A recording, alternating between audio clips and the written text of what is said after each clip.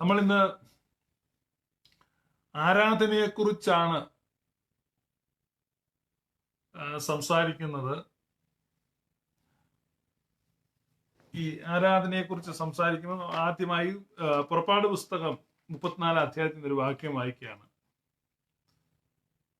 പുറപ്പാട് പുസ്തകം 34 അധ്യായം 8 വാക്യം. എന്നാറെ മോശ ബന്ധപ്പെട്ട് സാഷ്ടാംഗം വീണ് നമസ്കരിച്ചു.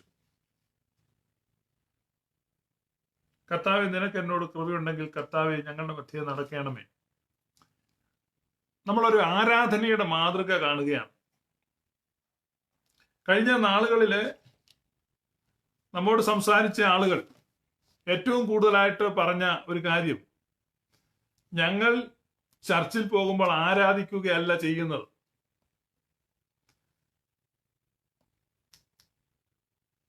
അതായത് ഈ പെന്റക്കോസ്റ്റൽ സഭകളിൽ തൃത്വ ആരാധന ഇല്ല എന്ന് ഞാൻ പറഞ്ഞപ്പോ അതിനെ പ്രതിരോധിക്കുവാൻ വേണ്ടി പെന്തക്കോസ്ത് വക്താക്കൾ ഉയർത്തിയ ഒരു വാദം, പെന്തക്കോസ്ത് സഭകളിൽ ആരാധനയല്ല നടക്കുന്നത്, നമ്മൾ ആരാധിക്കുന്നില്ല എന്നാണ് പറഞ്ഞത്. പക്ഷെ അത് കഴിഞ്ഞ് ഞാൻ യൂട്യൂബ് വീഡിയോ ഒന്നും പ്ലേ ചെയ്യുന്നില്ല. യൂട്യൂബിലെ വീഡിയോകൾ നോക്കിയപ്പോൾ ആ വീഡിയോകളിലെല്ലാം അവര് ആരാധിക്കുവാൻ ആഹ്വാനം ചെയ്യുന്നുണ്ട്. നമ്മൾ ഇന്നിവിടെ വെറുതെ വന്നതല്ല, വെറുതെ വന്നിട്ട് വെറുതെ പോകരുത്. നമ്മൾ ഇന്ന് കർത്താവിനെ ശക്തമായി ആരാധിക്കണം എന്ന് പറഞ്ഞ് അതിശക്തമായി ചാടുവാനും ശബ്ദമുണ്ടാക്കുവാനും കൈയടിക്കുവാനും ആളുകളെ പ്രേരിപ്പിക്കുന്നുണ്ട്. അപ്പോൾ തർക്കത്തിനും വാദത്തിനും വേണ്ടി എന്ത് പറഞ്ഞാലും പെന്റക്കോസ്റ്റൽ വർഷിപ്പ് എന്ന് പറഞ്ഞാൽ പാട്ട്, കയ്യടി, ശബ്ദം ഉണ്ടാക്കുക, ഇതാണ്. നിൽക്കുന്നിടത്ത് ചാടുക, അങ്ങനെയൊക്കെയുള്ള കാര്യങ്ങളാണ്. അതാണ് മോഡ് ഓഫ് വർഷിപ്പ്. നമ്മൾ എന്തിനാണ് അതൊക്കെ അംഗീകരിക്കുന്നതിൽ ലജ്ജിക്കുന്നത്? നമ്മൾ ചെയ്യുന്ന ഒരു കാര്യം നമ്മൾ അംഗീകരിക്കണം. അപ്പൊ നമ്മൾ ചെയ്യുന്നത് വേദപുസ്തക പ്രകാരമാണോ എന്ന് പരിശോധിക്കണം. അപ്പൊ അതാണല്ലോ ഒരു സോളാ സ്ക്രിപ്ചറ. ഈ സോളാ സ്ക്രിപ്ചറ പറയുന്ന ബ്രദറൻകാർക്കും ഇതിൽ പങ്കാളികളാകാം ഈ പരിശോധനയിൽ. ആരാധന എന്ന് പറയുമ്പോൾ നമ്മളിവിടെ മോശയെ ആരാധിക്കുന്ന ഒരു വാക്യമാണ് ഞാൻ വായിച്ചത്. മോശയെ ആരാധിക്കുമ്പം അവിടെ എഴുതിയിരിക്കുന്നത് അവൻ സാഷ്ടാംഗം വീണ് നമസ്കരിച്ചു, കമന്ന് വീണ് ആരാധിച്ചു, മുഴങ്കാൽ മടക്കി ആരാധിച്ചു എന്നാണ് നമ്മളവിടെ കാണുന്നത്. വളരെ പ്രസിദ്ധമായ വാക്യമാണ് സങ്കീർത്തനങ്ങൾ 95. വരുവിൻ, നാം യഹോവയുടെ മുമ്പാകെ മുട്ടുകുത്തുക, നമ്മെ നിർമ്മിച്ച ദൈവത്തിന്റെ മുമ്പാകെ മുട്ടുകുത്തുക. വരുവിൻ, നാം വണങ്ങി നമസ്കരിക്കാം. Come let us worship and bow down. Come let us worship and bow down. bow down ചെയ്യുന്നതാണ് വർഷിപ്പ്. നിങ്ങൾ എന്തു പറഞ്ഞാലും ബൈബിൾ അങ്ങനെ പറയുന്നു. Let us kneel before the Lord our Maker. നമ്മളെ നിർമ്മിച്ചവന്റെ മുമ്പിൽ നമുക്ക് മുട്ടുകുത്താം. അപ്പൊ മുട്ടുകുത്തിയാണ് ആരാധിക്കുന്നത് എന്ന് ബൈബിൾ നമ്മെ പഠിപ്പിക്കുന്നു.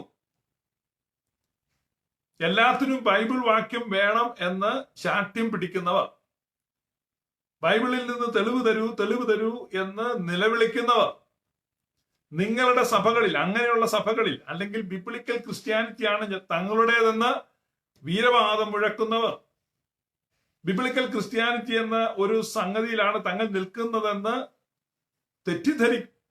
തെറ്റിദ്ധരിച്ചിട്ടുള്ളവർ, നിങ്ങളുടെ സഭയിൽ അല്ലെങ്കിൽ നിങ്ങളുടെ ആരാധനയിൽ, അപ്പൊ ആരാധന ഇല്ലെന്ന് പറയും. ഞങ്ങൾക്ക് ആരാധന ഇല്ലെന്നാണ് അവർ പറയുന്നത്. നിങ്ങൾ മുഴങ്കാൽ മടക്കിയാണോ ആരാധിക്കുന്നത്? മുട്ടുകുത്തിയാണോ നമസ്കരിക്കുന്നത്? 2 ദിനവൃത്താന്ത 7 അധ്യായം, നമ്മൾ ശലോമോൻ ആലയത്തിൽ പ്രാർത്ഥിക്കുന്ന ഭാഗമാണ്. 2 ദിനവൃത്താന്ത 7 അധ്യായം 3 വാക്യം. തീ ഇറങ്ങിയതും ആലയത്തിൽ യഹോവയുടെ തേജസ്സും ഇസ്രായേൽ മക്കളൊക്കെയും കണ്ടപ്പോൾ അവർ കൽക്കളത്തിൽ സാഷ്ടാംഗം വീണ് യഹോവയെ ആരാധിച്ചു. അവൻ നല്ലവനല്ലോ, അവന്റെ ദയ എന്നേക്കുമുള്ളത് എന്ന് ചൊല്ലി സ്തുതിച്ചു. ദൈവ സാന്നിധ്യത്തിൽ അവർ ദൈവത്തെ ആരാധിക്കാൻ എന്ത് ചെയ്യുകയാണ്? സാഷ്ടാംഗം വീണ് കുമ്പിട്ട് ആരാധിച്ചു. കുമ്പിട്ട് ആരാധിച്ചു, അങ്ങനെയാണ് നമ്മൾ വായിക്കുന്നത്. ഇതാണ് ആരാധനയുടെ മാതൃക. All the sons of Israel, seeing the fire came down and the glory of the Lord upon the house, bowed down on the pavement with their faces to the ground, and they worshipped and gave praise to the Lord, saying, truly he is God, truly his loving kindness is everlasting. ഇതാണ് നമ്മൾ കാണുന്നത്. അപ്പൊ ദൈവത്തെ എന്ത് ചെയ്യാണ്? മുഴങ്കാൽ മടക്കി ആരാധിക്കുകയാണ്, മുട്ടുകുത്തി ആരാധിക്കുകയാണ്. ഇപ്പൊ നമ്മൾ ആ പുസ്തകത്തിന്റെ തന്നെ 29-ാം അധ്യായം 29-ാമത്തെ വാക്യം. യാഗം കഴിച്ചു തീർന്നപ്പോൾ രാജാവും കൂടെ ഉണ്ടായിരുന്ന എല്ലാവരും വണങ്ങി നമസ്കരിച്ചു. യാഗം കഴിച്ചു തീർന്നപ്പോൾ രാജാവും കൂടെ ഉണ്ടായിരുന്ന എല്ലാവരും വണങ്ങി നമസ്കരിച്ചു. Now at the completion of the burnt offerings, the king and all who were present with him bow down and worshipped. Bow down and worshipped. ഇതാണ് നമ്മൾ കാണുന്ന ഒരു ബിബ്ലിക്കൽ മാതൃക. നിങ്ങൾ ബിബ്ലിക്കൽ ആണ് എന്ന് പറയുന്ന ആളുകൾ സ്വയം പരിശോധിക്കണം. നിങ്ങൾ ആരാധിക്കുന്നത് ബിബ്ലിക്കൽ ആയിട്ടാണോ? നിങ്ങളുടെ ആരാധനയിൽ മുട്ടുകുത്തിയാണോ മുഴങ്കാൽ മടക്കിയാണോ ആരാധിക്കുന്നത്? നമ്മള് യെശയ്യാ പ്രവചനം 45-ാം അധ്യായം 23-ാമത്തെ വാക്യം. യെശയ്യാ പ്രവചനം 45-ാം അധ്യായം 23-ാം വാക്യം. എന്നാണ് എന്റെ മുമ്പിൽ ഏതു മുഴങ്കാലും മടങ്ങും, ഏത് നാവും സത്യം ചെയ്യും എന്നിങ്ങനെ എന്റെ വായിൽ നിന്ന് നീതിയും മടങ്ങാത്ത ഒരു വചനവും പുറപ്പെട്ടിരിക്കുന്നു. I have sworn by myself, the word has gone forth from my mouth in righteousness and will not turn back, that to me every knee will bow, every tongue will swear allegiance. എല്ലാ മുഴങ്കാലും മടങ്ങും. അപ്പൊ അതേ വാക്യം നമ്മൾ ഫിലിപ്പിയ ലേഖനത്തിൽ വായിക്കുന്നുണ്ട്, റോമാലേഖനത്തിൽ വായിക്കുന്നുണ്ട്, പല ഭാഗങ്ങളിൽ വായിക്കുന്നുണ്ട്. എല്ലാ മുഴങ്കാലും അവന്റെ മുമ്പിൽ മടങ്ങും. ഇതാണ് ആരാധനയെ കുറിച്ച് നമുക്ക് ബൈബിൾ നൽകുന്ന ചിത്രം. റോമാലേഖനം 14:11, ഫിലിപ്പിയ ലേഖനം 2:9 എല്ലാം നമ്മൾ ഈ യെശയ്യാ പ്രവചനം 45-ൽ നിന്നുള്ള വാക്യമാണ് കാണുന്നത്. എവരി നീ ഷാൽ ബോ, എവരി ടങ് കൺഫസ് എന്ന് നമ്മൾ കാണുന്നു. അപ്പൊ എല്ലാ മുഴങ്കാലും മടങ്ങും. ഇതൊരു ആരാധനയുടെ മാതൃകയാണ്. ഇതാണ് ആരാധന, മുട്ടുകുത്തി ആരാധിക്കുക.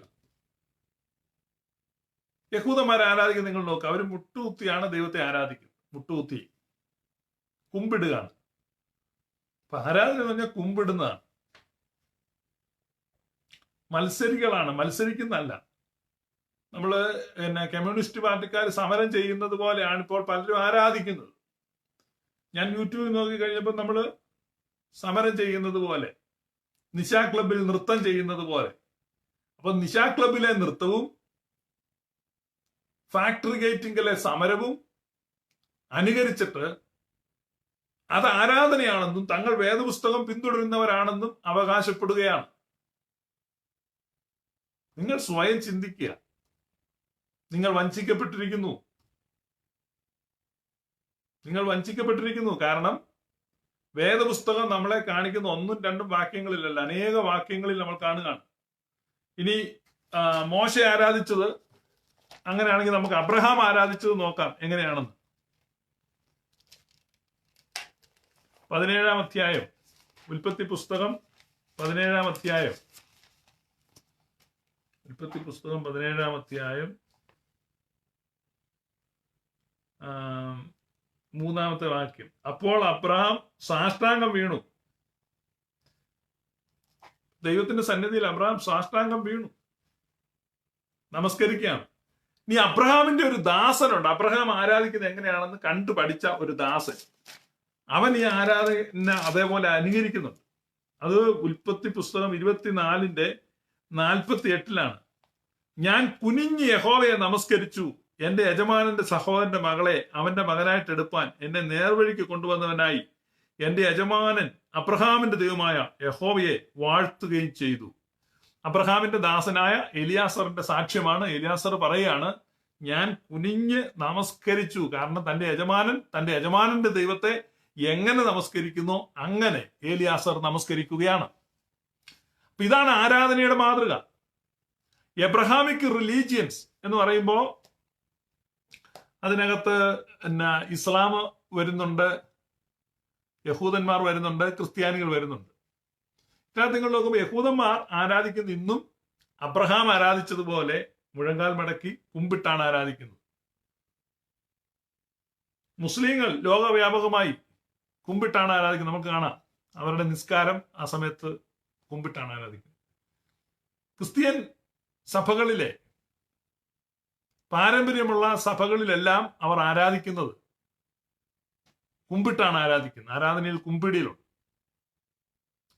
പക്ഷേ പ്രൊട്ടസ്റ്റന്റ് വിഭാഗം വന്നപ്പോ കുമ്പിടിയിൽ മാറി.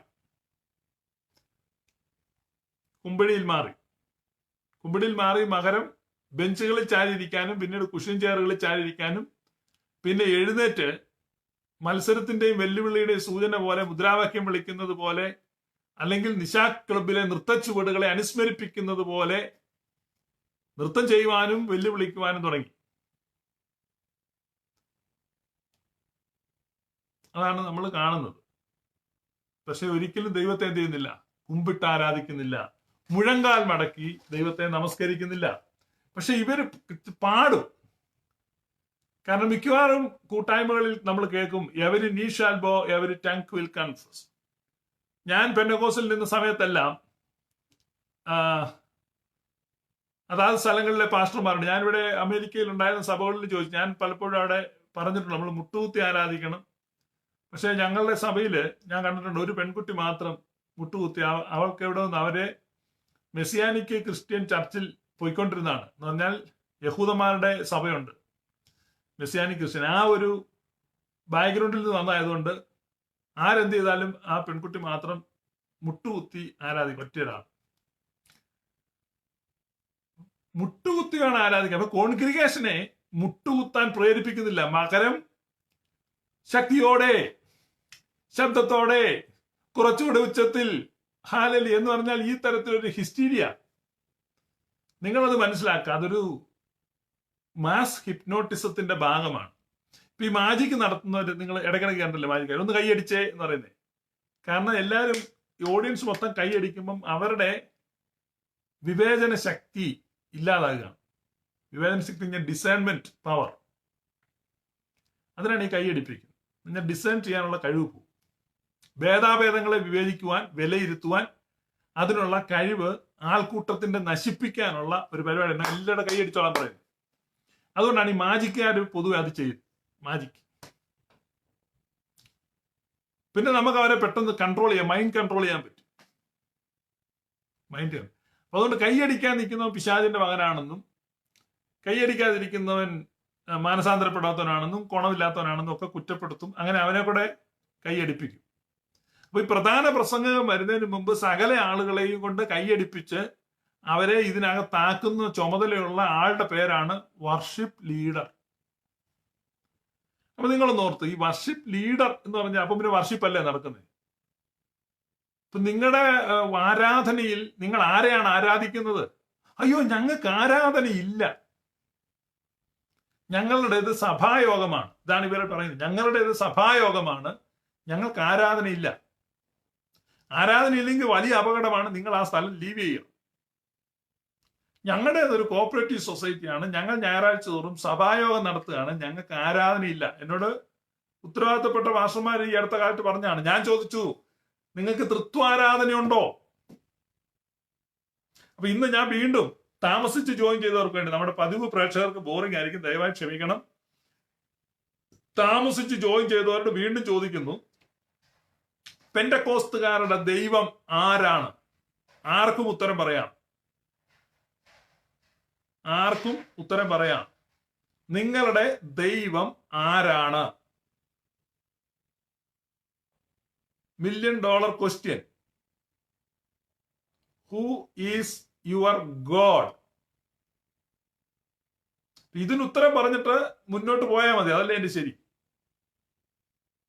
ഈ മലയാളി പെന്തക്കോസ്തുകാരെന്ന് പറഞ്ഞു കഴിഞ്ഞാൽ വലിയൊരു സംഭവമാണെന്ന് നമുക്ക് അങ്ങ് തോന്നുകയാണ്. മലയാളി പെന്തക്കോസ്തുകാരുടെ ഏറ്റവും വലിയ ഫേസ്ബുക്ക് ഗ്രൂപ്പുണ്ട്.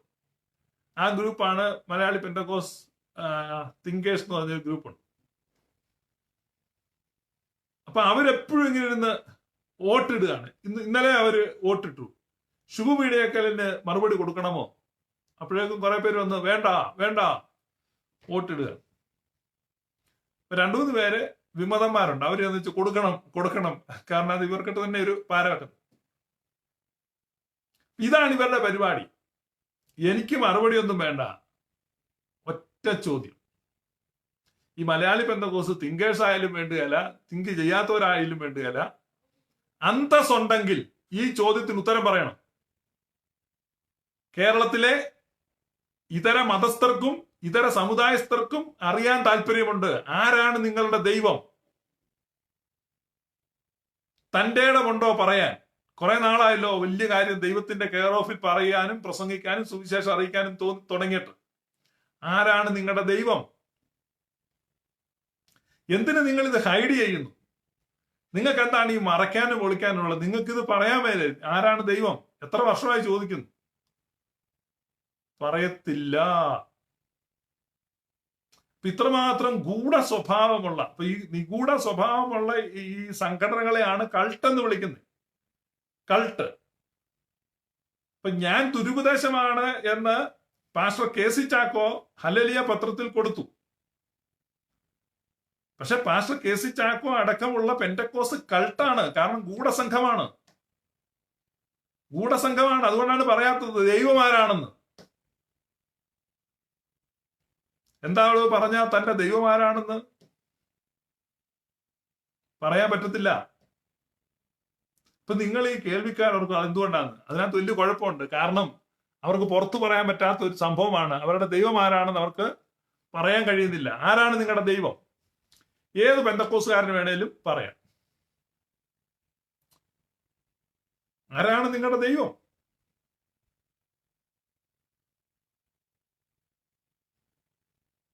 ആ ചോദ്യത്തിന് ഉത്തരവില്ല.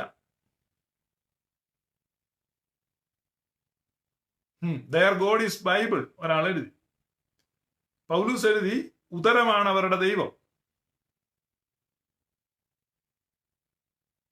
എന്റെ സുവിശേഷം കഞ്ചാവ് സുവിശേഷമാണെന്ന് പെന്തക്കോസ്റ്റിലെ ഒരു പാസ്റ്റർ അനിൽ കൊടുത്തോട്ടം കഴിഞ്ഞ ദിവസം ലൈവിൽ പറഞ്ഞു. എന്റെ വീഡിയോ ഉണ്ട്. എന്റേത് കഞ്ചാവ് സുവിശേഷമാണ് എന്ന് ഞാൻ അംഗീകരിക്കുന്നു. പക്ഷേ അനിൽ കൊടുത്തോട്ടത്തിന്റെ സുവിശേഷം വയറ്റിപ്പഴപ്പിന്റെ സുവിശേഷമാണ്. അതുകൊണ്ടാണ് ഉത്തരങ്ങളില്ലാത്തത്. വയറ്റിപ്പഴപ്പിന്റെ സുവിശേഷം ആണ് അവർ പറഞ്ഞുകൊണ്ടിരിക്കുന്നത്. അല്ലെങ്കിൽ നിങ്ങൾക്ക് അല്പമെങ്കിലും ധാർമ്മിക ബോധം അവശേഷിക്കുന്നുണ്ടെങ്കിൽ,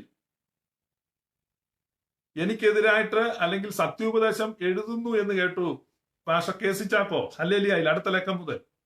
അപ്പൊ ഹല്ലേലൂയയുടെ അടുത്ത ലക്കത്തിൽ പാസ്റ്റർ കെ.സി. ചാക്കോ എഴുതുമ്പോൾ ഉപദേശങ്ങളും ദുരുപദേശങ്ങളും ഒക്കെ വിലയിരുത്തലും ആദ്യം നിങ്ങളുടെ ദൈവം ആരാണെന്നൊന്ന് എഴുതണം. അത് ഞങ്ങൾക്കൊന്ന് കാണണം. ഈ 1,76,000 പേരൊഴിച്ച് ബാക്കിയുള്ളവരെ മുഴുവൻ നരകത്തിലിട്ട് കത്തിക്കാനിരിക്കുന്ന നിങ്ങളുടെ ഒരു ദൈവം ഉണ്ടല്ലോ, ആ ദൈവം ആരാണെന്നൊന്ന് പറ.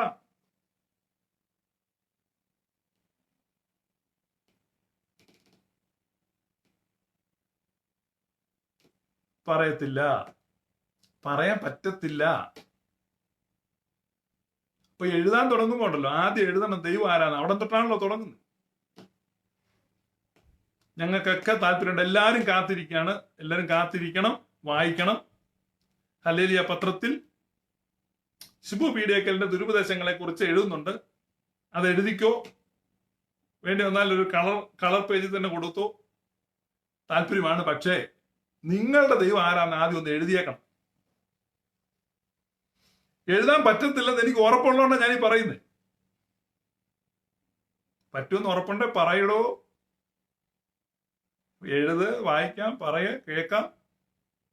ആരാണ് നിങ്ങളുടെ ദൈവം? ഇപ്പൊ എന്നെ കേട്ടോണ്ടിരിക്കും നിങ്ങൾ ഓർക്കും ഈ മനുഷ്യൻ എന്തോ കുഴപ്പമുണ്ട് ചോദിച്ചോണ്ടിരിക്കുക. അത് ചോദിക്കുന്നതിന് കാരണമുണ്ട്. ഇത് കൾട്ടാണ്.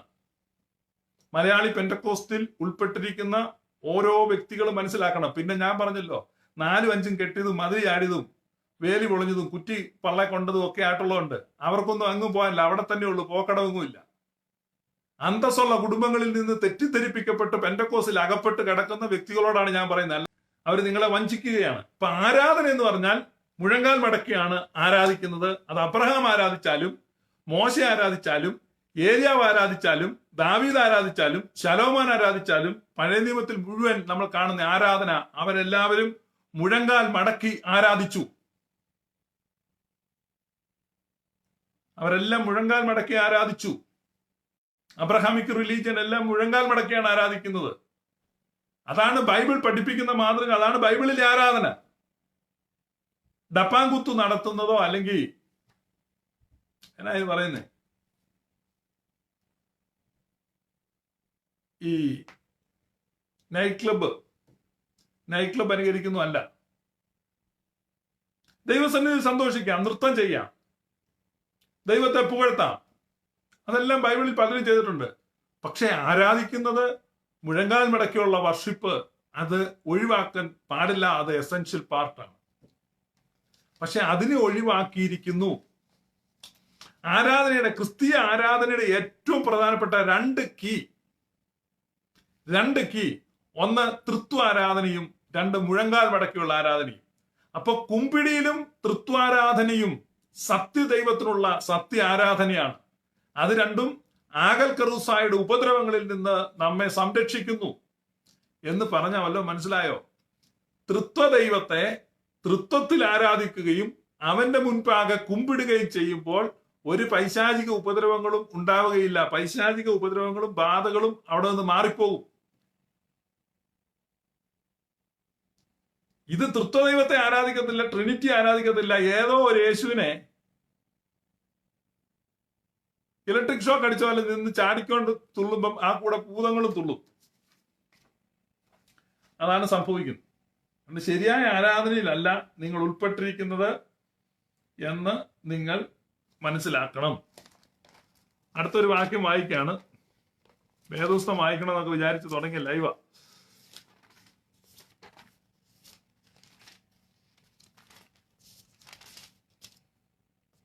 സങ്കീർത്തനം 22 അതിന്റെ 29. ഭൂമിയിൽ പുഷ്ടിയുള്ളവരൊക്കെയും ഭക്ഷിച്ചാരാധിക്കും, പൊടിയിലേക്ക് ഇറങ്ങുന്നവനെല്ലാം അവന്റെ മുമ്പാകെ കുമ്പിടും, തന്റെ പ്രാണനെ രക്ഷിപ്പാൻ കഴിയാത്തവനും കൂടെ. അപ്പോ എല്ലാവരും ദൈവത്തെ എന്ത് ചെയ്യുന്നു? കുമ്പിട്ട് ആരാധിക്കുന്നു. ബോ ബിഫോർ ഹിം, വണങ്ങി ആരാധിക്കുന്നു. അതാണ് നമ്മൾ ആരാധനയുടെ മാതൃക നമ്മൾ കാണുന്നത്. പിശാച് പോലും, മർക്കോസ് സുവിശേഷം 5:6, പിശാച് പോലും എന്ത് ചെയ്യുന്നു? ഗദരദേശത്തെ ഭൂതഗ്രസ്തൻ അവനെ കാണുമ്പോൾ ഓടി വന്ന് അവന്റെ മുമ്പിൽ മുട്ടുകുത്തുന്നു. മഹോന്നതനായ ദൈവത്തിന്റെ പുത്ര മുട്ടുകുത്തിയാണ് ആരാധിക്കുന്നത്. കാരണം സ്വർലോകരുടെയും ഭൂലോകരുടെയും അധോലോകരുടെയും മുഴങ്കാലുകൾ മടങ്ങും. ഇപ്പൊ സ്വർലോകർ എങ്ങനെയാണ് ഈ ദൈവത്തെ ആരാധിക്കുന്നത്? സ്വർഗവാസികൾ ആരാധിക്കുന്നത്, അയ്യോ നമ്മള് ന്യൂ ജനറേഷൻ ചർച്ചുകാരാണ്, നമ്മൾ അങ്ങനെ ഓൾഡ് ജനറേഷൻ സ്റ്റൈലിൽ മുട്ടുകുത്തേണ്ട ആവശ്യമില്ല. Now we are seated with Christ in heavenly realms. നമ്മൾ സ്വർഗസ്ഥലങ്ങളിൽ ക്രിസ്തുവിനോട് കൂടെ ഇരിക്കുന്നവരാണ്. നമ്മുടെ പ്രിവിലേജ് എന്താണെന്ന് അറിയാമോ? നമ്മൾ ആരാണെന്ന് അറിയാമോ? നമ്മൾ അത്ര കുറഞ്ഞ ആളുകളല്ല. നമ്മൾ ഒരിക്കലും അങ്ങനെ താഴേണ്ട ആവശ്യമില്ല. നമ്മൾ അങ്ങനെ ഒരിക്കലും മുട്ടുകുത്തേണ്ട ആവശ്യമില്ല എന്നൊരു ഉപദേശമുണ്ട്. പക്ഷേ യഥാർത്ഥ സ്വർഗവാസികൾ ദൈവത്തെ ആരാധിക്കുന്നത് എങ്ങനെയാണെന്നറിയാമോ? മുഴങ്കാൽ മടക്കിയാണ്. സ്വർലോകരുടെയും ഭൂമിയിലുള്ളവർ, ഭൂവാസികൾ, they are supposed to worship God by bow down before him. അപ്പൊ അവന്റെ മുമ്പിൽ മുട്ടുകുത്തി മുഴങ്കാൽ മടക്കി അവനെ ആരാധിക്കണം. അധോലോകർ ആരാണ്? ഈ അധോലോകർ നിങ്ങൾ ഈ പറയുന്ന ആളുകളുണ്ടല്ലോ, ഏതാ? ഭൂതപ്രേത പിശാചികൾ, കാളി കൂളി കരിങ്കാളി, അങ്ങനെയുള്ള അടി കിടക്കുന്നത്. അവരും ഈ ദൈവത്തെ ആരാധിക്കുന്നത് എങ്ങനെയാണ്? മുഴങ്കാൽ മടക്കിയ. അപ്പൊ നമ്മുടെ ദൈവം ഞാൻ പറഞ്ഞത് ഗ്ലോറിയസ് ഗോസ്പൽ വിശ്വസിക്കുന്നവരുടെ true God, Trinitarian God, sovereign God, the creator of all universe. അപ്പൊ മുഴുപ്രപഞ്ചത്തിന്റെ സൃഷ്ടാവായ ത്രിയേക ദൈവത്തെ മൂലോകങ്ങളും എന്ത് ചെയ്യുന്നു? ആരാധിക്കുന്നു. മൂലോകനും ആരാധിക്കുന്നത് മുഴങ്കാൽ മടക്കിയാണ്. അപ്പൊ മുഴങ്കാൽ മടക്കിയതാണ് ആരാധന. മുഴങ്കാൽ മടക്കി മൂലോകർ ആരാധിക്കുന്ന തൃത്വ ദൈവം, വേദപുസ്തകം പറയുന്നു, സ്വർലോകരുടെയും ഭൂലോകരുടെയും അധോലോകരുടെയും മുഴങ്കാലുകൾ അവന്റെ മുൻപിൽ മടങ്ങുന്നു. സ്വർലോകരുടെയും ഭൂലോകരുടെയും അധോലോകരുടെയും മുഴങ്കാലുകൾ അവന്റെ മുമ്പിൽ മടങ്ങും. എന്നിട്ട് എന്ത് ചെയ്യുന്നു? അവനെ ആരാധിക്കുന്നു. വെളിപ്പാട് പുസ്തകം 4-ാം അധ്യായം, സോറി കേട്ടോ, ഒരു ആള് ഫോൺ വിളിച്ചതാണ്. അദ്ദേഹം ഒരു ഹൈന്ദവ വിഭാഗത്തിൽ നിന്ന് 6 വർഷം മുമ്പ് പെന്റക്കോസ്റ്റിൽ ചേർന്ന ആളാണ് ഇപ്പം വിളിച്ചത്. അതുകൊണ്ടാണ് ഞാൻ അത് എടുത്ത് മറുപടി പറഞ്ഞത്. ക്ഷമിക്കുക. മാവേലിക്കരക്കാരാണ്. 6 വർഷമായിട്ട് പെന്റക്കോസ്റ്റിൽ സഭയിലാണ് പോകുന്നത്. കഴിഞ്ഞ ഡിസംബർ മാസം അവർ നമ്മുടെ ലൈവ് കേട്ടു. ട്രിനിറ്റേറിയൻ വർഷിപ്പിനെ കുറിച്ചും ട്രിനിറ്റേറിയൻ ഗോഡിനെ കുറിച്ചും കേട്ടു. അവർ പ്രാർത്ഥിച്ചു, തിരുവെഴുത്ത് വായിച്ചു. ട്രിനിറ്റേറിയൻ വർഷിപ്പാണ് ശരിയെന്നും ട്രിനിറ്റേറിയൻ ഗോഡാണ് ട്രൂ ഗോഡെന്നും അവർക്ക് മനസ്സിലായി. അവരുടെ വീട്ടിൽ 4 അംഗങ്ങളുണ്ട്. They are highly educated. അപ്പോൾ അവർ ആ കൺവിക്ഷനിൽ അവർ പെന്റക്കോസ്റ്റ് ജനുവരി മാസം മുതൽ അവർ പെന്റക്കോസ്റ്റ് സഭകളിൽ പോക്ക് നിർത്തി. Good news, GLAAD news. ഇവിടുത്തെ പല പേര് പറഞ്ഞ കുടുംബക്കാരനാണ് ഞാനെന്നൊക്കെ ചില ആളുകൾ അവകാശവാദം പറയുന്നുണ്ട്. ഒക്കെ ആർക്കറിയാം എത്രത്തോളം ശരിയാണ്. അവർക്ക് തിരിഞ്ഞു കിട്ടാത്ത കാര്യം ഈ ഹൈന്ദവ വിഭാഗത്തിൽ നിന്ന് ക്രിസ്തുവിനെ സ്വീകരിച്ച ഇവർക്ക് മനസ്സിലായി. ഇവരെ ഉടൻ തന്നെ ഒരു കാത്തലിക് ചർച്ചിൽ ചേരാൻ ഞാൻ പറഞ്ഞു. അവരുടെ അടുത്ത് കാത്തലിക് ചർച്ച് അവരെ അക്സെപ്റ്റ് ചെയ്യും. ഞാൻ ആ ബിഷപ്പിനോട് സംസാരിച്ചിട്ടുണ്ട്. അപ്പൊ അത് സംസാരിക്കാനാണ് വിളിച്ചത്. പെന്റക്കോസ്തുകാർക്ക് സന്തോഷമായല്ലോ, പ്രത്യേകിച്ച് ജോൺസൺ കുമ്പനാടിന്. കാരണം സത്യം മനസ്സിലാക്കുന്നവർ സത്യദൈവത്തെ ആരാധിക്കാൻ വേണ്ടി പോകും. സത്യ നമസ്കാരികൾ സത്യദൈവത്തെ ആരാധിക്കും. മലയാളി പെന്റക്കോസ്തുകാർ അവതരിപ്പിക്കുന്ന ദൈവം വേദപുസ്തകത്തിലെ ദൈവമല്ല, അതൊരു ജാതീയ ദേവനാണ്. നെബുക്കദ്നേസറിനെയാണ് നിങ്ങൾ ആരാധിക്കുന്നത്. നെബുക്കദ്നേസറാണ് തന്നെ ആരാധിക്കാത്തവരെ തീച്ചൂളയിലിടാൻ കൽപ്പിച്ചത്. തന്നെ ആരാധിക്കാത്തവരെ തീച്ചൂളയിലിടാനും തന്നെ സേവിക്കാത്തവരെ, തന്നിൽ വിശ്വസിക്കാത്തവരെ തീച്ചൂളയിലിടാനും കൽപ്പിക്കുന്ന ബിബ്ലിക്കൽ കഥാപാത്രം നെബുക്കദ്നേസറാണ്. ഞാൻ ഈ ബൈബിൾ മുഴുവൻ പരിശോധിച്ചു നോക്കി. അതുകൊണ്ട് യേശുവിനെ വിശ്വസിക്കാത്തവനെ ഒന്നും യേശു ഒന്നും അല്ല തീച്ചൂളയിൽ, നെബുക്കദ്നേസറാണ്. അപ്പം യു ആർ വർഷിപ്പിംഗ് നെബുക്കദ്നേസർ.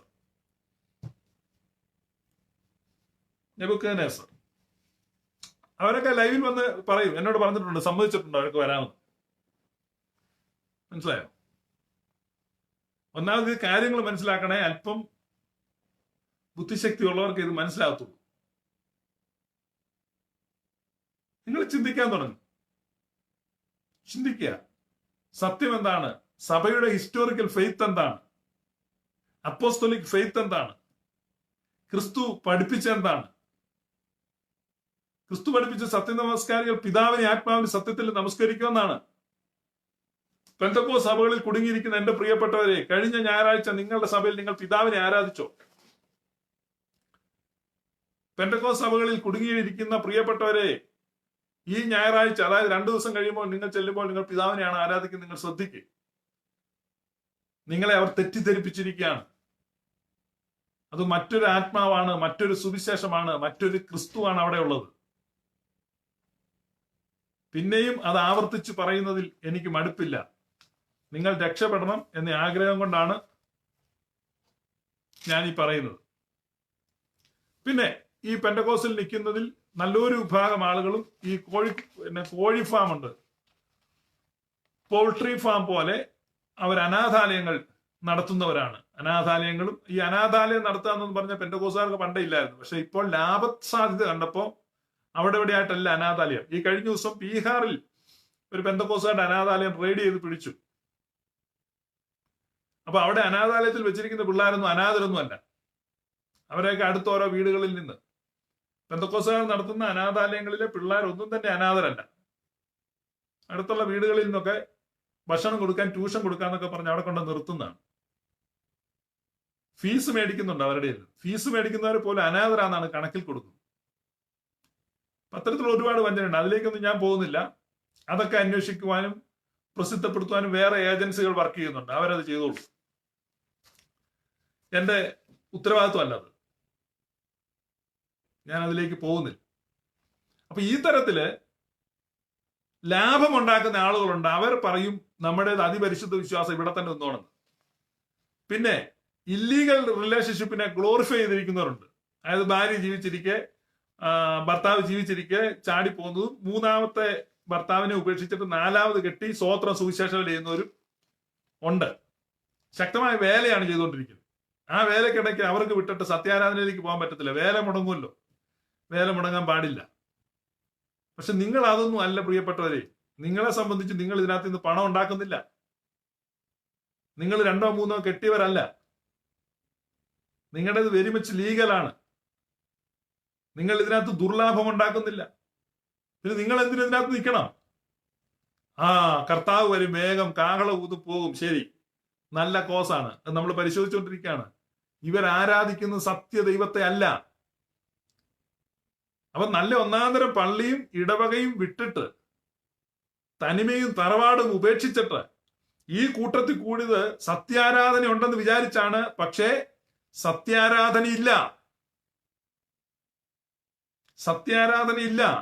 ആരാണ് നിങ്ങളുടെ ദൈവം എന്ന ചോദ്യത്തിന് പോലും മറുപടി തരാൻ ഒരൊറ്റ പാസ്റ്റർ പോലും ഇല്ലാത്ത, ഒരു പ്രതിനിധി പോലും ഇല്ലാത്ത, ഇത്രമാത്രം ദുരൂഹതകളെ സൂക്ഷിച്ചു വെക്കുന്ന ഈ കൂട്ടത്തിന്റെ കൂടെ നിന്നാൽ നിങ്ങൾക്ക് എന്ത് ആരാധിക്കാൻ കഴിയും? എവിടെ?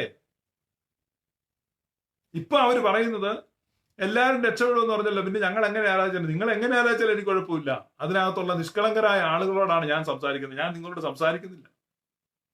ഇന്ന് എന്റെ പോസ്റ്റിന്റെ കീഴെ വന്ന് ജോബി വി മാത്യു എന്ന് പറഞ്ഞൊരു പാസ്റ്റർ എഴുതി ചോദിച്ചാണ്, പ്രിയപ്പെട്ട ജോബി പാസ്റ്റർ, എനിക്ക് താങ്കളോട് സംസാരിക്കണ്ട, കാരണം ഇത് താങ്കളുടെ ഉപജീവന മാർഗമാ, അല്ലെന്ന് പറയാൻ പറ്റുമോ? പാസ്റ്റർ ജോബി ഇവിടെ ഉണ്ടെങ്കിൽ ഹാജരാകുക. ഞാൻ ചോദിക്കട്ടെ, ഇന്നിപ്പോ എഴുതിയല്ലോ, ഇത് പാസ്റ്റർ ജോബിയുടെ ഉപജീവന മാർഗമല്ലേ? പാസ്റ്റർ ജോബിക്ക് സത്യം പറഞ്ഞാൽ കഞ്ഞികുടി മുട്ടും. ശരിയാണോ തെറ്റാണോ? പൂരിപ്പിക്കും. തനിക്ക് ഇവിടെ കമന്റ് എഴുതാനുള്ള യാതൊരു അർഹതയുമില്ല. ഇത് കാരണം ഞാൻ ആദ്യം തന്നെ പറഞ്ഞു, ഡിസ്ക്ലൈമർ, ബാധ്യതാ നിരാകരണം. ഇതാണ്.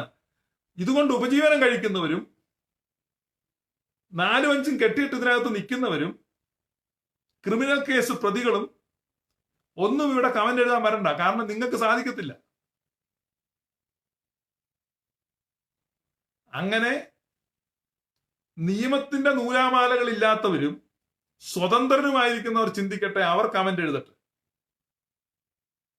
ഇതുകൊണ്ട് ഉപജീവനം കഴിക്കുന്ന ഒരാളെ സംബന്ധിച്ച് അയാൾ വന്ന് എഴുതുന്ന അഭിപ്രായത്തിന് യാതൊരു വിലയുമില്ല. ഇതുകൊണ്ട് പണം ഉണ്ടാക്കുന്ന ഒരാൾ വന്ന് എഴുതുന്ന അഭിപ്രായത്തിന് യാതൊരു വിലയുമില്ല. പുല്ല് വില പോലുമില്ല. പിന്നെ പാസ്റ്ററൊക്കെ അവിടെ എഴുതുന്നു ഇവിടെ എഴുതുന്നു പറഞ്ഞത് അവരുടെ ഒരു പ്രതിനിധി എന്ന നിലയ്ക്ക് നമ്മൾ അക്സെപ്റ്റ് ചെയ്യുന്നതാണ്. അവർക്കൊന്നും ഒരിക്കലും നിഷ്പക്ഷമായി ചിന്തിക്കുവാൻ കഴിയുകയില്ല. കാരണം കോടിക്കണക്കിനാണ്, ചെറിയ ഉപജീവനമല്ല, അതിന്റെയൊക്കെ കോടിക്കണക്കിന് ലാഭം ഉണ്ടാക്കിക്കൊണ്ടിരിക്കുക.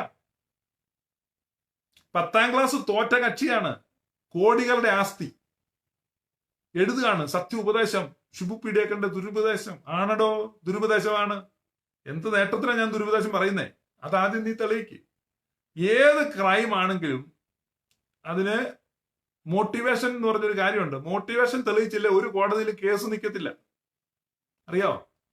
അതിന് പള്ളിക്കൂടത്തിൽ പോണായിരുന്നു. പെന്തക്കോസ്തുകാരുടെ ബൈബിൾ കോളേജിൽ പോയി ഡോക്ടറേറ്റ് മേടിച്ചിട്ട് കാര്യമില്ല. നല്ല പ്രായത്തിൽ നല്ലപോലെ സ്കൂളിൽ പഠിക്കണം. അപ്പോഴേ ഇത് മനസ്സിലാകത്തുള്ളൂ. മോട്ടിവേഷൻ കഴിഞ്ഞാണ് കോൺസ്പിറസി, അത് കഴിഞ്ഞാണ് ആക്ട്. അപ്പൊ മോട്ടിവേഷനും കോൺസ്പിറസിയും ക്രൈമും ആക്ട് ഓഫ് ക്രൈം വരുന്നു. ഞാൻ ദുരുപദേശമാണ് പറയുന്നത്. പക്ഷെ what is the motivation behind it? തന്റെ ഇടമുണ്ടോ? തെളിയിക്കണോ? തെളിയിക്ക്. ഒരു ചില്ലി പൈസ ഞാൻ ഇന്ന് വരെ ആരുടെ കയ്യിൽ നിന്ന് മേടിച്ചിട്ടില്ല, ഇപ്പോഴും മേടിക്കുന്നില്ല, ഇപ്പോഴും യാതൊരു തരത്തിലുള്ള പൈസയ്ക്ക് വേണ്ടി ആഹ്വാനം ചെയ്യുന്നില്ല. ഈ വീഡിയോകളിലൂടെ യൂട്യൂബിൽ കൊടുത്തിട്ട് അതിൽ നിന്ന് വേണമെങ്കിൽ മോണിറ്റൈസ് ചെയ്യാം. പരസ്യ വരുമാനം. ഞാൻ പരസ്യം ചെയ്തിട്ടില്ല. എന്റെ യൂട്യൂബ് ചാനലിൽ യൂട്യൂബിൽ ഒരു പരസ്യവും വരുന്നില്ല. ഇനി ആളുകളെ പിടിച്ച് ഒരു സഭ ഉണ്ടാക്കാനോ സംഘടന ഉണ്ടാക്കാനാണോ ഞാൻ ഒരു സഭ ഉണ്ടാക്കിയിട്ടില്ല, സംഘടന ഉണ്ടാക്കിയിട്ടില്ല, ഇനി ഉണ്ടാക്കുന്നുമില്ല. പറയടോ, താൻ പറയടോ എന്റെ മോട്ടിവേഷൻ എന്താണ്? ഹല്ലേലിയ സാങ്കുട്ടി, എന്തോ ഹല്ലേലിയ എന്നുള്ള ഒരു സുറിയാനി വാക്കാണ്, വെറുതെ നശിപ്പിക്കുന്നു. പിന്നെ അങ്ങനെ പേര് രജിസ്റ്റർ ചെയ്തിരിക്കുന്നുണ്ട് ഞാൻ പറയുന്ന നിലമ്പൂർ സാങ്കുട്ടി. നിലമ്പൂർ സാങ്കുട്ടി പറയൂ, എന്താണ് ദുരുപദേശം പറയാനുള്ള എന്റെ motivation? What is the motivation factor?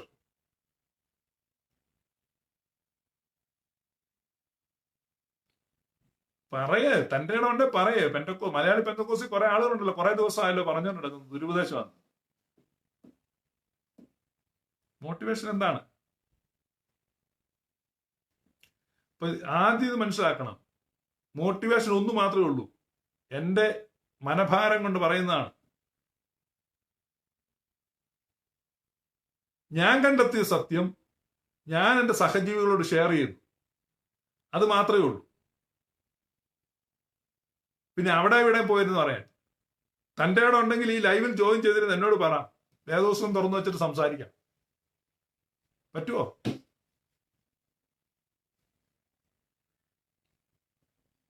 ഇതൊക്കെയാണ് സംഭവം.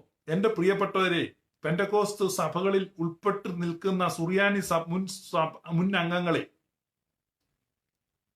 ഞാൻ ഇവരോടൊന്നും ഞാൻ സംസാരിക്കുന്നില്ല. സുറിയാനി സഭയിൽ നിന്ന് പെന്തക്കോസ്തിൽ ഉൾപ്പെട്ട് നിൽക്കുന്നതും തെറ്റായ അനാവശ്യമായ ഇല്ലീഗലായ ബന്ധങ്ങളിൽ പെടാത്തവരും ലാഭ നേട്ടങ്ങൾ ഉണ്ടാക്കാത്തവരും എന്ന് പറഞ്ഞാൽ കൈകൾ ശുദ്ധമായവർ. അപ്പോ പെന്തക്കോസ്തിലുള്ള സുറിയാനി സഭയിൽ നിന്ന് പോയ അവിശുദ്ധവും അവിഹിതവും നിയമവിരുദ്ധവുമായ ബന്ധങ്ങളിൽ ഏർപ്പെടാത്തതും സാമ്പത്തിക നേട്ടങ്ങൾ ഉണ്ടാക്കാത്തവരുമായ വ്യക്തികളോട് മാത്രമാണ് ഞാൻ ഈ ലൈവിൽ സംസാരിക്കുന്നത്. ഞാൻ എൻ്റെ ഓഡിയൻസിനെ പ്രഖ്യാപിച്ചിരിക്കുകയാണ്. അതായത് സുറിയാനി സഭക്കാരാണ്, ഇപ്പോൾ പെന്തക്കോസ്തിലാണ്, പക്ഷെ മറ്റേ രീതിയിലുള്ള ഉണ്ടല്ലോ, നാലാമത്തെ കല്യാണമൊക്കെ ഇന്നീ മംഗല്യം ശോഭിക്കുവാൻ, അഞ്ചാമത് കെട്ടാൻ ചെന്നാൽ ചാക്കോച്ചൻ കെട്ടിക്കും. എങ്ങനെയാ? ഇന്നീ മംഗല്യം ശോഭിക്കുവാൻ. നീ രണ്ടാമത് കെട്ടാൻ ചെന്ന സുറിയാനി സഭയിൽ ചെന്ന് കഴിഞ്ഞാൽ ക്ലീലേവീതോ ഒന്നും കേൾക്കത്തില്ല. ഭാര്യ മരിച്ചു പോയിട്ട് രണ്ടാമത് കെട്ടിയാൽ തന്നെ ഒരു ശവാടക്കിന്റെ പാട്ട് പോലത്തെ ഒരു പാട്ട് പാടി അവിടെ കെട്ടിച്ചു വിടും. ഏതാ? അപ്പൊ അതാണ് നമ്മൾ വ്യത്യാസം മനസ്സിലാക്കേണ്ടത്. അപ്പൊ അതുകൊണ്ട് ഇങ്ങനത്തെ കുഴപ്പങ്ങളിലൊന്നും പെടാത്ത, സാമ്പത്തിക ക്രമക്കേടുകൾ നടത്താത്ത, കൈകൾ ക്ലീൻ ആയിട്ടിരിക്കുന്ന സുറിയാനി സഭക്കാരാരെങ്കിലും കർത്താവായ ഈശോ മെസ്സിയ ഇപ്പം വരുമെന്നും കൊണ്ടുപോകുമെന്നും ഇവന്മാരുടെ സത്യസുവിശേഷമാണെന്നും തെറ്റിദ്ധരിച്ച് അതിനകത്ത് നിൽപ്പുണ്ടെങ്കിൽ അവർക്ക് ബുദ്ധി ഉപദേശം നടത്താനാണ് ഞാൻ ഈ ലൈവ് നടത്തിക്കൊണ്ടിരിക്കുന്നത്. അല്ലാതെ നിങ്ങളോട് ആരോട് സംസാരിക്കേണ്ട കാര്യം എനിക്കില്ല. പിന്നെ ഇവിടെ വന്ന് ഇടയ്ക്കിടയ്ക്ക് ഇങ്ങനെ ചോദിച്ചോണ്ട് ഞാൻ സംസാരിക്കാമെന്ന് പറഞ്ഞു. ഈ അനിൽ കൊടുത്തോട്ടത്തോടൊന്നും സംസാരിക്കേണ്ട ഒരു ആവശ്യമില്ല. പിന്നെ നമ്മുടെ കാണികളെല്ലാം കൂടെ പറഞ്ഞു, ഒരു സ്പിരിറ്റ് എന്ന നിലയ്ക്ക് എല്ലാവരും പറഞ്ഞു നമുക്ക് പേടിയാണെന്ന് പറയും, സംസാരിക്കണം എന്നൊക്കെ പറഞ്ഞുകൊണ്ട് ഞാൻ സംസാരിച്ചെന്നുള്ളൂ. കാരണം അനിൽ കൊടുത്തോട്ടെ സംബന്ധിച്ച് ഇത് മുഴുവൻ തെറ്റാണെന്ന് പുള്ളി മനസ്സിലായി. പുള്ളി സംഭവിച്ചാലും പുള്ളി അങ്ങോട്ട് പോകാനാ. മനസ്സിലായോ? ഇപ്പൊ പുള്ളിക്ക് ഇതൊന്നും മനസ്സിലാകുക ഇത് മുഴുവൻ തെറ്റാണ്. അതുകൊണ്ട് പുള്ളി നമ്മളോട് സംഭവിക്കുക ഇതെല്ലാം തെറ്റാണ്. എന്നിട്ട് പിന്നെ രണ്ട് കൈയും പോക്കി ഇനിയിപ്പോ എങ്ങോട്ട് പോകും? അങ്ങനെയുള്ള ആളുകൾ എങ്ങും പോകാണ്ട് നിങ്ങൾ അവിടെ തന്നെ നിൽക്കുക. പക്ഷെ പോകാൻ ഇടമുള്ള, ചോദിക്കാനും പറയാനും ഉള്ള, താൽക്കാലികമായി മാത്രം പന്നിക്കൂട്ടിൽ പെട്ടിരിക്കുന്ന തറവാട്ടിൽ നിന്നുള്ള കുട്ടികളുണ്ട്. ആ കുട്ടികളോടുള്ള ലൈവ് പ്രബോധനമാണ് ഇവിടെ നടത്തിക്കൊണ്ടിരിക്കുന്നത്. ആ കുട്ടികളൊക്കെ വെടിപ്പായിട്ട് ശബ്ദം തിരിച്ചറിയുന്നുണ്ട്. അവരിൽ പലരും തിരിച്ചുള്ള മാർഗമധ്യേയാണ് യാത്ര അവർ തുടങ്ങിയിട്ടുണ്ട്. അത് മാത്രമാണ് ഇവിടെ മോട്ടിവേഷൻ, അല്ലാതെ വേറൊരു മോട്ടിവേഷനും ഇല്ല. അപ്പൊ ഈ ദുരുപദേശം ഇനിയും തുടരും. ഇത് ദുരുപദേശം തന്നെയാണ്, പക്ഷെ ദുരുദ്ദേശമൊന്നുമില്ല. നല്ല ഉദ്ദേശമുള്ള ഒരു ദുരുപദേശമാണ് ഇവിടെ നടത്തിക്കൊണ്ടിരിക്കുന്നത്. ദുരുദ്ദേശമില്ലാത്ത ദുരുപദേശം. തകർന്ന കുടുംബങ്ങളെ ഐക്യപ്പെടുത്തുക, കഴിഞ്ഞ ദിവസം എന്നെ നാട്ടിൽ നിന്ന് മാഞ്ഞൂർ എന്ന് പറഞ്ഞ സ്ഥലത്ത് നിന്ന് ഒരച്ചായൻ ഫോൺ വിളിച്ചു. ഏത്തവാഴ കൃഷിക്കാരനാണ്.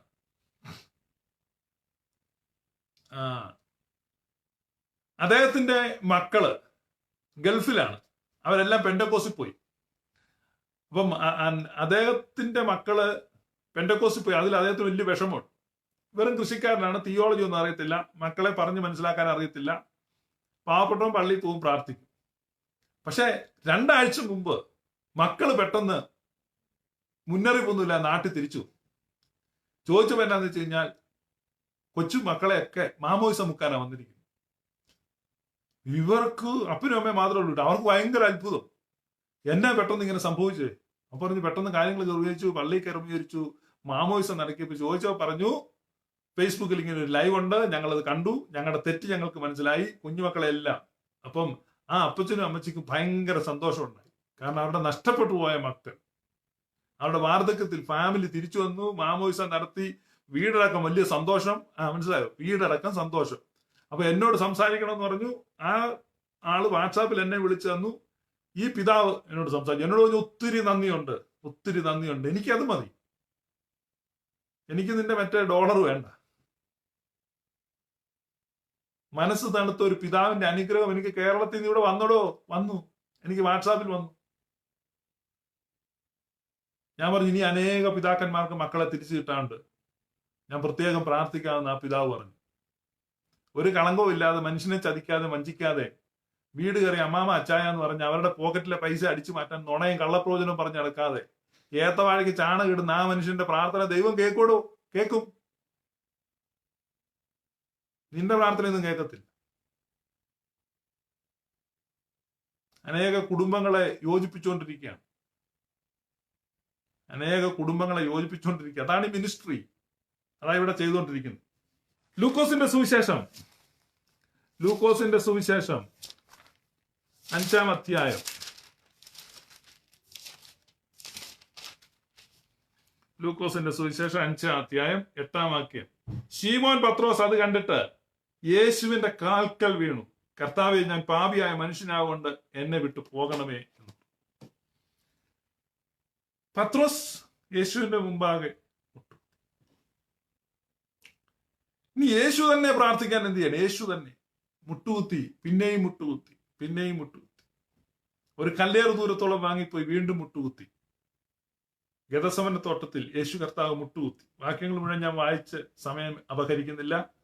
നിങ്ങൾക്ക് പരിചയമുള്ള വാക്യമാണ്. സുവിശേഷങ്ങളിലൂടെ യാത്ര ചെയ്യുക, അവിടെയെല്ലാം നിങ്ങൾക്ക് കാണാം മുഴങ്കാൽ മടക്കി മുട്ടുകുത്തി നമസ്കരിച്ചു, മുട്ടുകുത്തി ആരാധിച്ചു. എഫേസ് ലേഖനം അപ്പോസ്തലനായ പൗലൂസ് എഴുതിയ ലേഖനമാണ് അത്. എഫേസ് ലേഖനം അതിന്റെ 3-ാം അധ്യായം 14-ാം വാക്യം. അത് നിമിത്തം ഞാൻ സ്വർഗത്തിലും ഭൂമിയിലുമുള്ള സകല കുടുംബത്തിനും പേർ വരുവാൻ കാരണമായ പിതാവിന്റെ സന്നിധിയിൽ മുട്ടുകുത്തുന്നു. നിങ്ങളിത് കേട്ടിട്ട് നിങ്ങളുടെ സഭയിൽ ചെന്ന് വരും, നമുക്കൊന്ന് മുട്ടുകുത്തി ആരാധിച്ചാൽ അവർ സമ്മതിക്കത്തില്ല. മുട്ടുകുത്താൻ സമ്മതിക്കത്തില്ല. കുമ്പിട്ട് ആരാധിക്കുകയാണ്. ശിശുവിന്റെ മുമ്പിൽ ആ പൂജ രാജാക്കന്മാർ മുഴങ്കാൽ മടക്കി നമസ്കരിച്ചു, കുമ്പിട്ട് ആരാധിച്ചു. അപ്പൊ ആരാധന അത് കാലിത്തൊഴുത്തിലാണെങ്കിലും കടൽ തീരത്താണെങ്കിലും മീൻ നാറുന്ന പടകിലാണെങ്കിലും മുട്ടുകുത്തിയാണ്. അത് കർമ്മേലിന്റെ മലമുകളിലാണെങ്കിലും മോറിയായുടെ ഉന്നതങ്ങളിലാണെങ്കിലും എവിടെയാണെങ്കിലും മീൻ നാറുന്ന പടകിൽ മുതൽ മിന്നിത്തിളങ്ങുന്ന സ്വർഗത്തിൽ വരെ ആരാധന മുഴങ്കാൽ മടക്കിയാണ്. തെളിവുകൾ മുഴുവൻ ബൈബിളിൽ നിന്ന് വായിച്ചു. മീൻ നാറുന്ന പടകിൽ മുട്ടുകുത്തി, മിന്നിത്തിളങ്ങുന്ന സ്വർഗത്തിൽ കിരീടങ്ങൾ താഴെയിട്ടു, സിംഹാസനങ്ങൾ ഉപേക്ഷിച്ചു, അവർ മുട്ടുകുത്തി കുമ്പിട്ട് ആരാധിച്ചു. എന്നെ കേട്ടോണ്ടിരിക്കുന്ന നിങ്ങൾ ഈ ലൈവ് കഴിയുന്ന സമയത്ത് എഴുന്നേക്ക്, നിങ്ങൾ ഇരിക്കുന്ന സ്ഥലത്ത് ഒന്ന് കുമ്പിട്ട് ആരാധിക്കും. That is an ideal form of worship. മുഴങ്കാൽ മടക്കി നമസ്കരിക്കും, കുമ്പിട്ട് ആരാധിക്കുക. വാക്യങ്ങൾ വായിക്കാനാണെങ്കിൽ 100 കണക്കിന് വാക്യങ്ങളുണ്ട്. ബൈബിളിൽ നൂറുകണക്കിന്. മത്തായി 9:18, ദാനിയേൽ 6:10, മത്തായി 18:26, 2 രാജാക്കന്മാർ 1:13, ലൂക്കോസ് 5:8, എഫേസ്യർ 3:14, 1 രാജാക്കന്മാർ 8:54, 2 ദിനവൃത്താന്തം 6:13, എസ്ര 9:5, മത്തായി 8:2, ലൂക്കോസ് 22:41, അപ്പോസ്തലപ്രവൃത്തി 9:40, അപ്പോസ്തലപ്രവൃത്തി 20:36, അപ്പോസ്തലപ്രവൃത്തി 20:36. When he had said these things, he knelt down and prayed with them all. അത് പറഞ്ഞു കഴിഞ്ഞപ്പോൾ പൗലോസ് അപ്പോസ്തലൻ അവരോടുകൂടെ മുട്ടുകുത്തി ഒരുമിച്ച് പ്രാർത്ഥിച്ചു. പിന്നാണ് when our days there were ended, we left and started on our journey, while they all with wives and children escorted us until we were out of the city. After kneeling down on the beach and praying, we said farewell to one another. കടൽ തീരത്ത് മുട്ടുകുത്തി. അതാ ഞാൻ പറഞ്ഞ, കടൽ തീരത്ത് മുട്ടുകുത്തി, പടകിൽ മുട്ടുകുത്തി, മലയുടെ മുകളിൽ മുട്ടുകുത്തി, താഴ്വരയിൽ മുട്ടുകുത്തി, തോട്ടത്തിൽ മുട്ടുകുത്തി, എല്ലാ സ്ഥലത്തും മുട്ടുകുത്തി, മുഴങ്കാൽ മടക്കി കുമ്പിട്ട് ആരാധിച്ചു. ഈ ആരാധന മാതൃക പിന്തുടരുന്നവര് സ്ട്രിക്ട്ലി ഫോളോ ചെയ്യുന്നത് മുസ്ലിങ്ങളാണ്. മുസ്ലിങ്ങളുടെ ആരാധന രീതി നിങ്ങൾ നോക്കുക, അവർ മുഴങ്കാൽ മടക്കിയാണ് ആരാധിക്കുന്നത്. They know very well how to worship. Even demons know how to worship. ഭൂതബാധിതനായ മനുഷ്യൻ യേശുവിനെ കണ്ടപ്പോൾ അവന്റെ മുമ്പിൽ മുട്ടുകുത്തി. ഇത് ഭൂതത്തെക്കാളും കെട്ട എന്തോ ഐറ്റമാണ്. ഭൂതമൊക്കെ ആണെങ്കിൽ പിന്നെ ഒരു മയമുണ്ട്. ഭൂതത്തെക്കാളും കെട്ട ഐറ്റമാണ്. അപ്പൊ 2 കാര്യങ്ങൾ, ഒന്ന് വർഷിപ്പ് ട്രിനിറ്റേറിയനായിരിക്കണം, 2 കുമ്പിട്ടുള്ള ആരാധനയായിരിക്കും.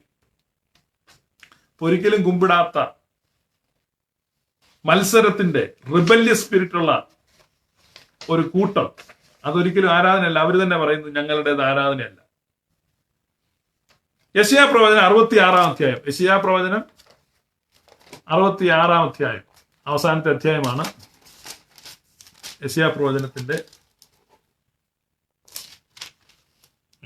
66-ാം അധ്യായം 23-ാമത്തെ വാക്യം. പിന്നെ അമാവാസി തോറും ശബത്ത് തോറും സകല ജഡവും എന്റെ സന്നിധിയിൽ നമസ്കരിപ്പാൻ വരും എന്ന് യഹോവ അരുളി ചെയ്യുന്നു. യെശയ്യാ പ്രവചനം മിനി ബൈബിൾ എന്നാണ് അറിയപ്പെടുന്നത്. കാരണം ബൈബിളിനകത്ത് മിക്ക കണ്ടന്റും അതിനകത്ത് നമുക്ക് കാണാം. അപ്പൊ യെശയ്യാ പ്രവചനം 66-ാം അധ്യായം 23-ാമത്തെ വാക്യത്തിൽ സകല ജഡത്തെയും രക്ഷിക്കുന്ന ഒരു ദൈവത്തെ നമ്മൾ ഇന്നലത്തെ ലൈവിൽ യെശയ്യാ പ്രവചനത്തിൽ കണ്ടു. അപ്പൊ യെശയ്യാ പ്രവചനം ക്ലോസ് ചെയ്യുമ്പോൾ പറയാണ്, പിന്നെ അമാവാസി തോറും ശബത്ത് തോറും സകല ജഡവും എന്റെ സന്നിധിയിൽ നമസ്കരിപ്പാൻ വരും. സകല ജഡവും ദൈവത്തിന്റെ രക്ഷയെ കാണും.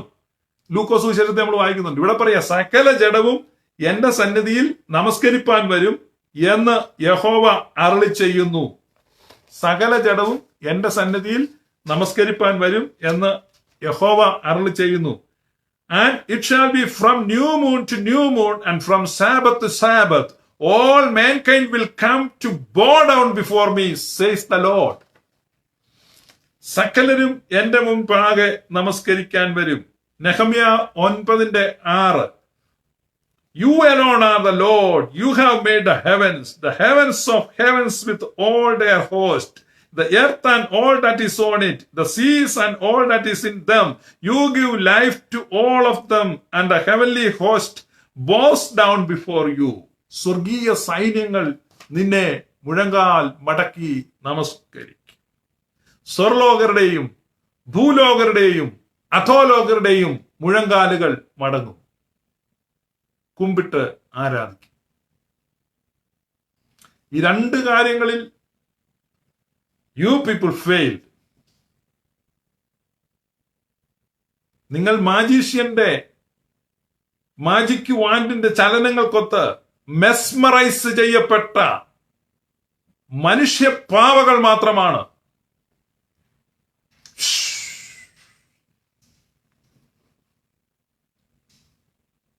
എല്ലാരും ഒന്ന് കൈയടിച്ചേ. അപ്പോ മാജിക്കാരന്റെ ചുറ്റും നിൽക്കുന്നവർ കൈയടിക്കുന്നു. മാജിക്കാരൻ മൈൻഡ് കൺട്രോൾ ഏറ്റെടുക്കുന്നു.